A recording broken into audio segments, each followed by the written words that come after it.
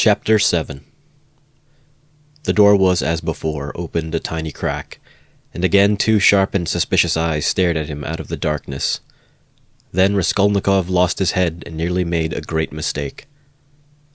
Fearing the old woman would be frightened by their being alone, and not hoping that the sight of him would disarm her suspicions, he took hold of the door and drew it towards him to prevent the woman from attempting to shut it again. Seeing this, she did not pull the door back, but she did not let go of the handle so that he almost dragged her out with it onto the stairs. Seeing that she was standing in the doorway, not allowing him to pass, he advanced straight upon her. She stepped back in alarm, tried to say something, but seemed unable to speak and stared with open eyes at him.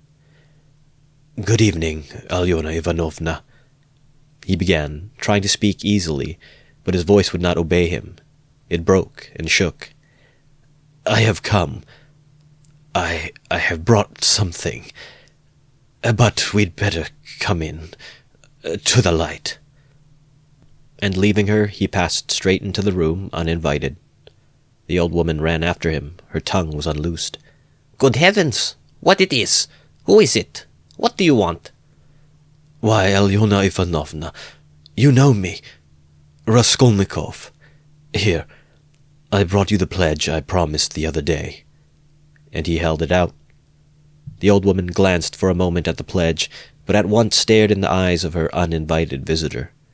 She looked intently, maliciously and mistrustfully. A minute passed. He even fancied something like a sneer in her eyes, as though she had already guessed everything. He felt that he was losing his head, that he was almost frightened, so frightened that if she were to look like that and not say a word for another half-minute, he thought he would have run away from her. "Why do you look at me as though you did not know me?" he said suddenly, also with malice. "Take it if you like. If not, I'll go elsewhere. I'm in a hurry." He had not even thought of saying this, but it was suddenly said of itself. The old woman recovered herself, and her visitor's resolute tone evidently restored her confidence. "But why, my good sir, all of a minute? What is it?" she asked, looking at the pledge. "The silver cigarette case. I spoke of it last time, you know." She held out her hand. "But how pale you are, to be sure, and your hands are trembling too. Have you been bathing or what?" "Fever," he answered abruptly. "You can't help getting pale if you've nothing to eat," he added with difficulty, articulating the words.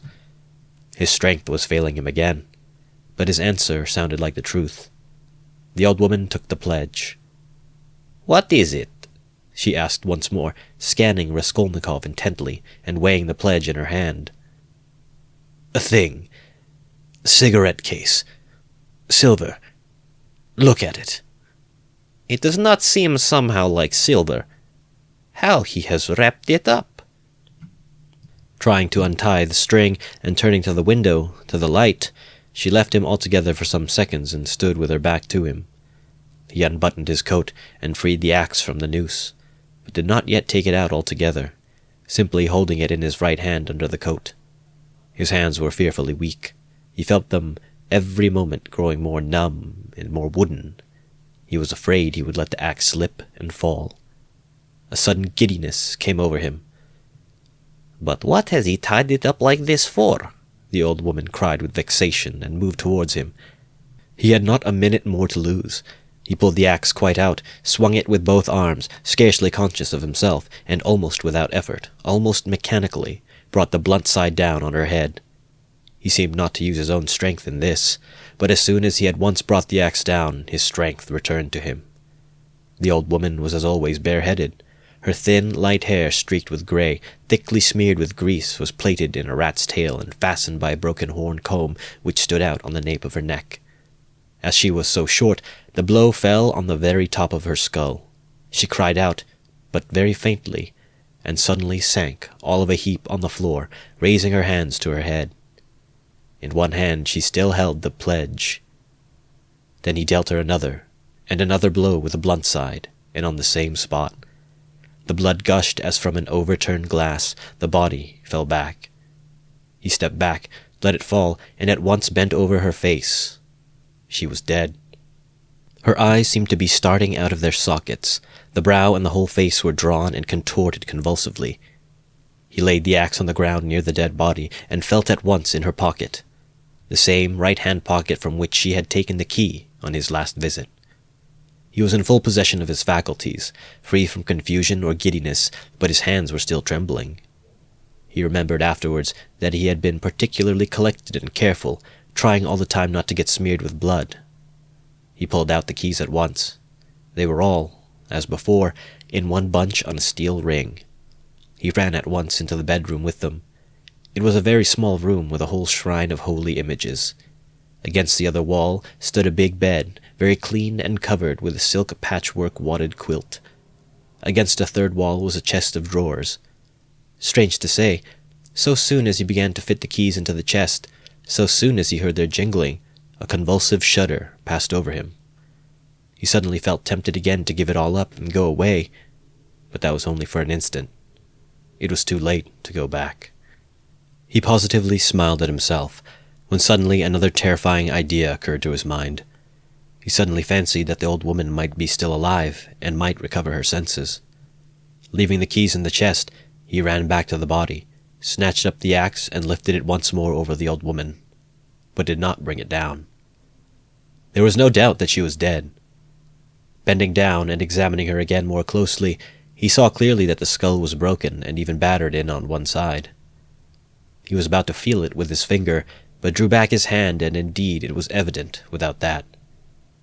Meanwhile there was a perfect pool of blood. All at once he noticed a string on her neck. He tugged at it, but the string was strong and did not snap, and besides, it was soaked with blood. He tried to pull it out from the front of the dress, but something held it and prevented its coming. In his impatience, he raised the axe again to cut the string from above on the body, but did not dare, and with difficulty, smearing his hand and the axe in the blood, after 2 minutes' hurried effort, he cut the string and took it off without touching the body with the axe. He was not mistaken. It was a purse. On the string were 2 crosses, one of cypress wood and one of copper, and an image in silver filigree, and with them a small greasy chamois leather purse with a steel rim and ring. The purse was stuffed very full. Raskolnikov thrust it in his pocket without looking at it, flung the crosses on the old woman's body, and rushed back into the bedroom, this time taking the axe with him. He was in terrible haste. He snatched the keys and began trying them again, but he was unsuccessful. They would not fit in the locks. It was not so much that his hands were shaking, but that he kept making mistakes. Though he saw, for instance, that a key was not the right one and would not fit, still he tried to put it in.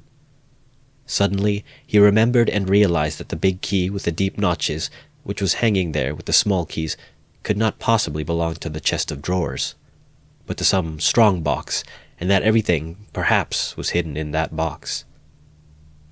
He left the chest of drawers, and at once felt under the bedstead, knowing that old women usually keep boxes under their beds. And so it was.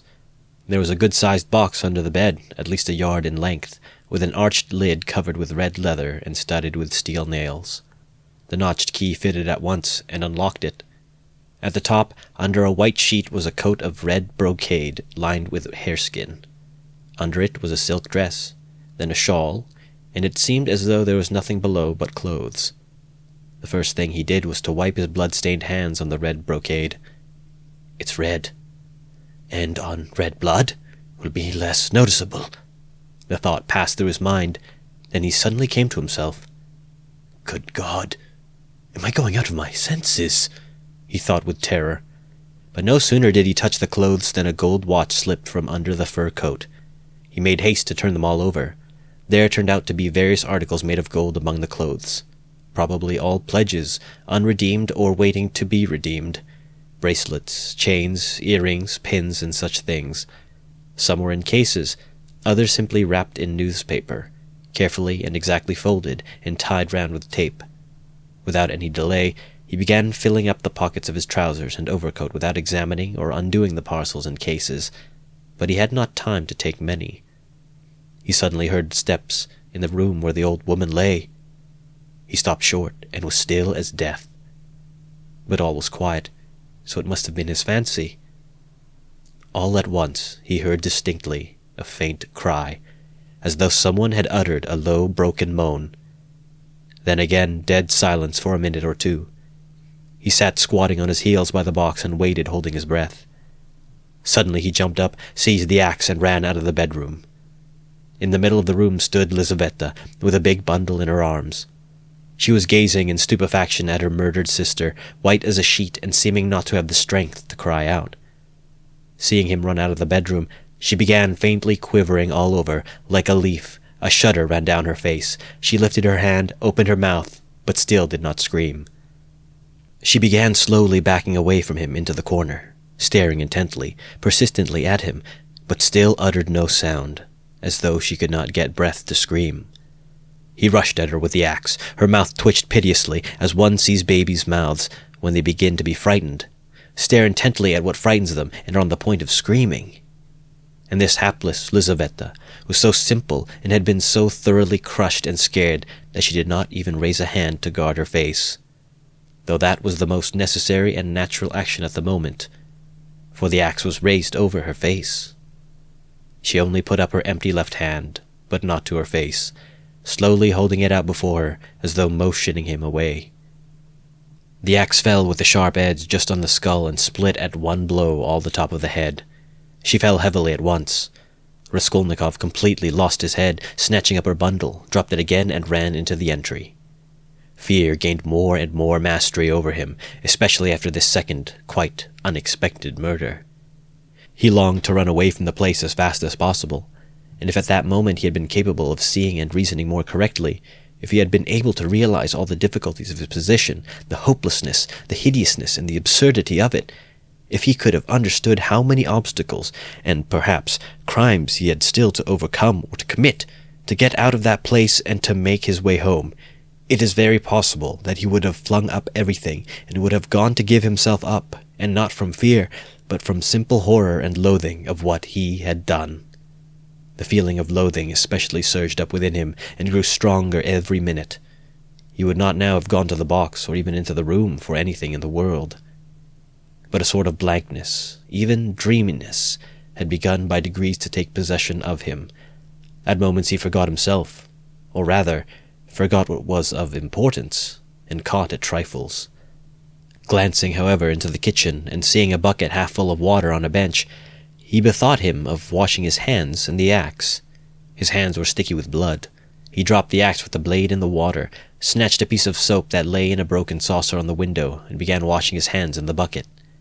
When they were clean, he took out the axe, washed the blade, and spent a long time, about 3 minutes, washing the wood where there were spots of blood, rubbing them with soap. Then he wiped it all with some linen that was hanging to dry on a line in the kitchen, and then he was a long while attentively examining the axe at the window. There was no trace left on it. Only the wood was still damp. He carefully hung the axe in the noose under his coat. Then, as far as was possible, in the dim light in the kitchen, he looked over his overcoat, his trousers, and his boots. At the first glance there seemed to be nothing but stains on the boots. He wetted the rag and rubbed the boots, but he knew he was not looking thoroughly, and that there might be something quite noticeable that he was overlooking. He stood in the middle of the room, lost in thought.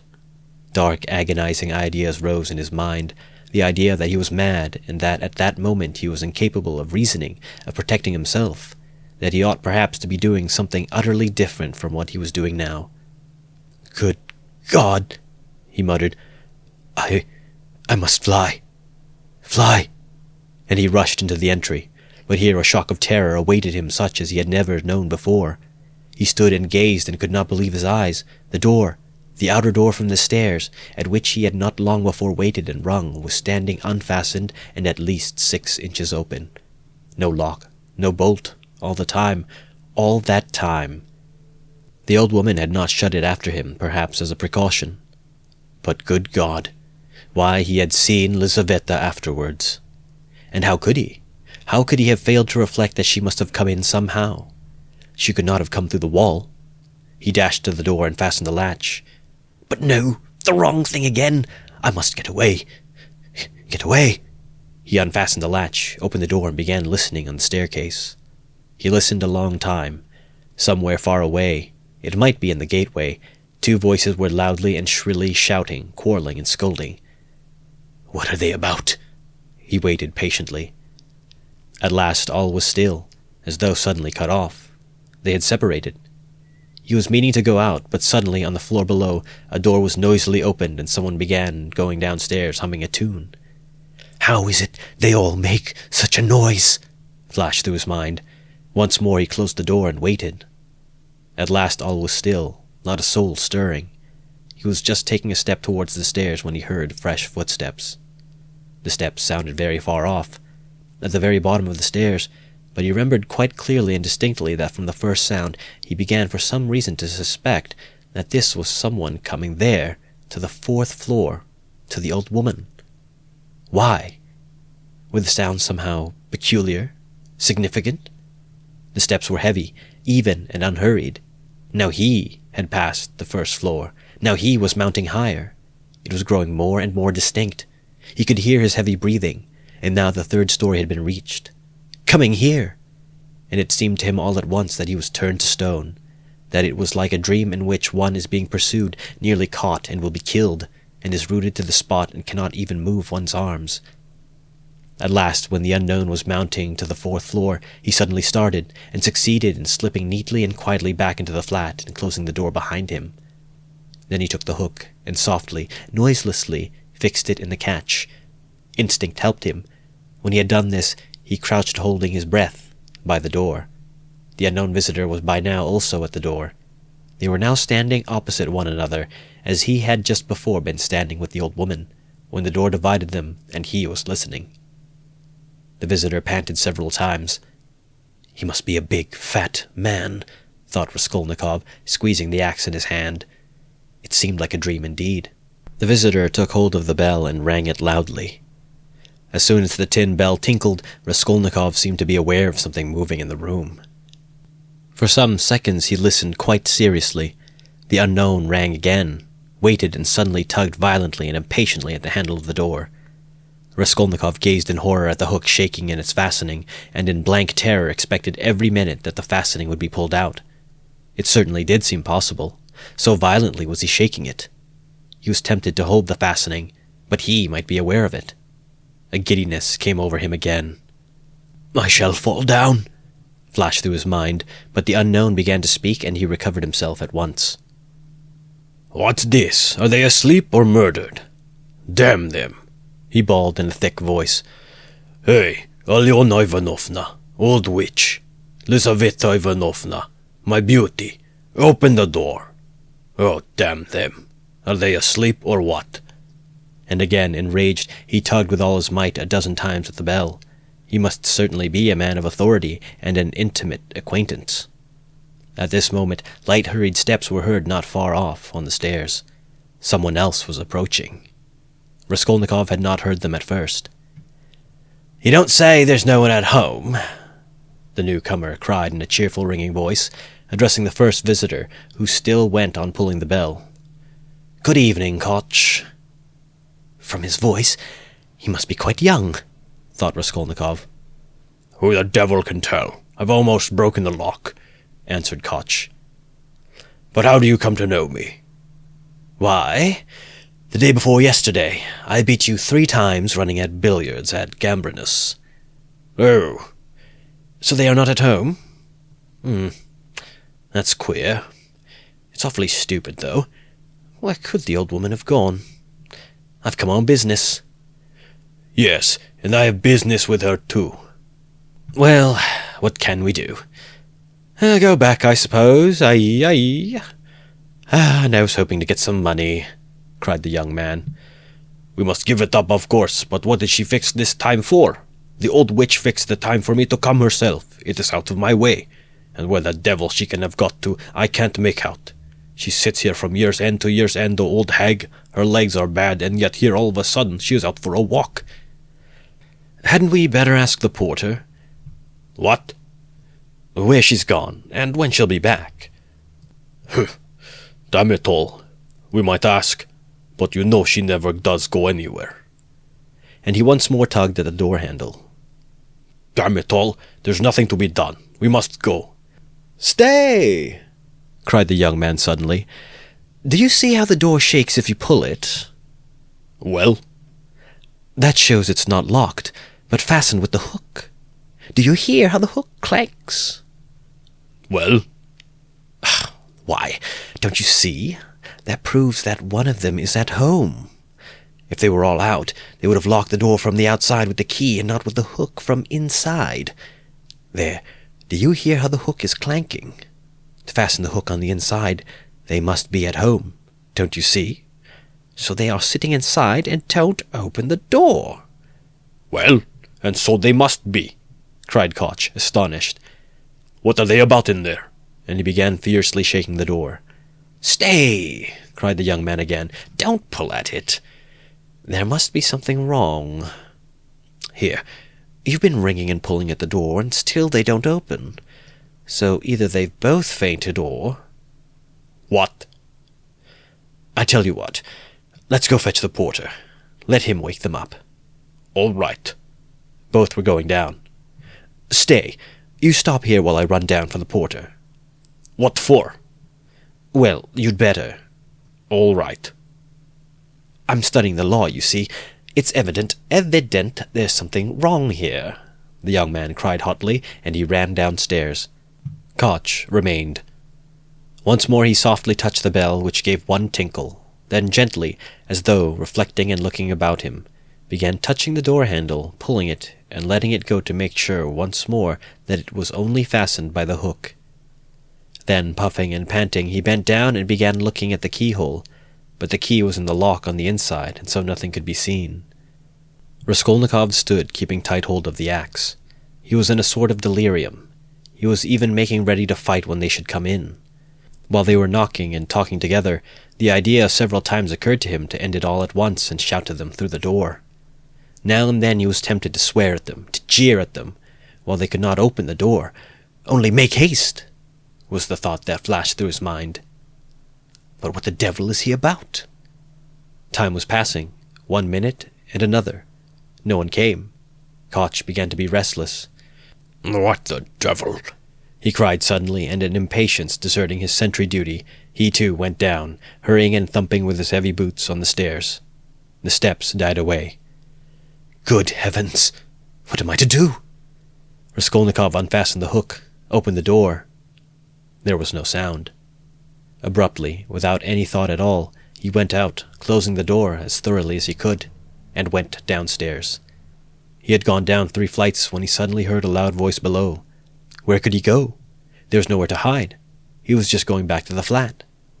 Hey there! Catch the brute! Somebody dashed out of a flat below, shouting, and rather fell than ran down the stairs, bawling at the top of his voice. Mitka! Mitka! Mitka! Blast him! The shout ended in a shriek. The last sounds came from the yard. All was still. But at the same instant several men talking loud and fast began noisily mounting the stairs. There were 3 or 4 of them. He distinguished the ringing voice of the young man. Filled with despair, he went straight to meet them, feeling, come what must. If they stopped him, all was lost. If they let him pass, all was lost too. They would remember him. They were approaching. They were only a flight from him, and suddenly deliverance. A few steps from him on the right, there was an empty flat with the door wide open. The flat on the 2nd floor, where the painters had been at work, and which, as though for his benefit, they had just left. It was they, no doubt, who had just run down shouting. The floor had only just been painted. In the middle of the room stood a pail and a broken pot with paint and brushes. In one instant he had whisked in at the open door and hidden behind the wall, and only in the nick of time they had already reached the landing. Then they turned and went on up to the 4th floor, talking loudly. He waited, went out on tiptoe, and ran down the stairs. No one was on the stairs, nor in the gateway. He passed quickly through the gateway and turned to the left in the street. He knew perfectly well that at that moment they were at the flat, that they were greatly astonished at finding it unlocked, as the door had just been fastened, that by now they were looking at the bodies, that before another minute had passed they would guess and completely realize that the murderer had just been there, and had succeeded in hiding somewhere, slipping by them and escaping. They would guess most likely that he had been in the empty flat, while they were going upstairs. And meanwhile he dared not quicken his pace much, though the next turning was still nearly 100 yards away. Should he slip through some gateway and wait somewhere in an unknown street? No, hopeless. Should he fling away the axe? Should he take a cab? Hopeless. Hopeless. At last he reached the turning. He turned down it more dead than alive. Here he was halfway to safety, and he understood it. It was less risky because there was a great crowd of people, and he was lost in it like a grain of sand. But all he had suffered had so weakened him that he could scarcely move. Perspiration ran down him in drops. His neck was all wet. He was only dimly conscious of himself now, and the farther he went, the worse it was.